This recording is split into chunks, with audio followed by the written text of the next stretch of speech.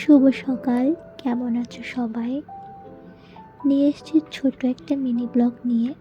সারাদিন কি করেছি সব আজ শেয়ার করব তোমাদের সাথে।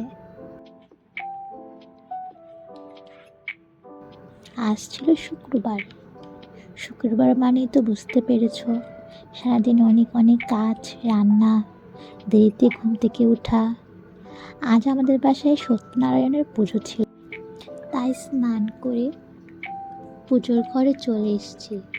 পুজোরগুলো শাশুমার সাথে হাতে হাতে কাজ করব বলে উনি সকাল থেকে পুজোর ঘরে পুজোর কাজগুলো করে রেখেছে।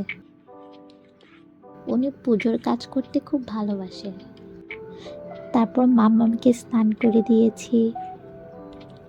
ওর চুলগুলো লম্বা বলে তাই ওকে আমাকে হেয়ার ড্রাই দিয়ে চুল শুকিয়ে দিতে হয়।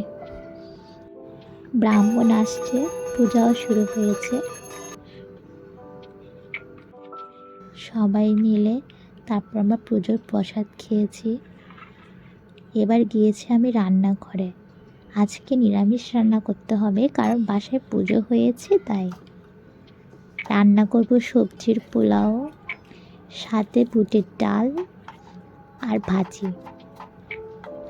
শুক্রবার মানে আমাদের বাসায় একটু ভালো মন্দ রান্না হয়, কিন্তু আজ নিরামিষ বলে সবজির পোলাওটাই আমাকে রান্না করতে হয়েছে। আগে আমি ডালগুলো প্রেসার কুকারে দিয়ে দিয়েছি তাড়াতাড়ি হয়ে যাওয়ার জন্য। আমি কিন্তু বুটের ডালের মধ্যে নারকেল দিই, তাহলে আমার থেকে খুব বেশি ভালো লাগে। অনেকে চাইলে সবজির পোলাওর মধ্যে হলুদও ইউজ করে, আমি হলুদটা ইউজ করি না, সাদাটাই আমার কাছে বেশি ভালো লাগে। আমি ভাতটা গরম থাকার জন্য তাওয়াতে রেখে দিব। তারপরে ভাত নিয়ে নিয়েছি, দুপুরের ভাতটা খেয়ে নিচ্ছি। খাওয়া শেষ করে একটু ঘুমোবো। ঘুম থেকে উঠে বিকালে গাছে পানি দিলাম, বারান্দা থেকে জামা কাপড়গুলো নিয়ে আসছি। তারপর চা বানালাম, সবাই মিলে চা খাবো। আমাদের সকালে বিকেলে চা খাওয়া হয়। বাবা মা দুজনে চা খেতে খুব পছন্দ করে। শুক্রবার মানে বাইরে যাওয়া হয়, ঘুরতে যাওয়া হয়, কিন্তু বৃষ্টির কারণে আর যাওয়া হয়নি।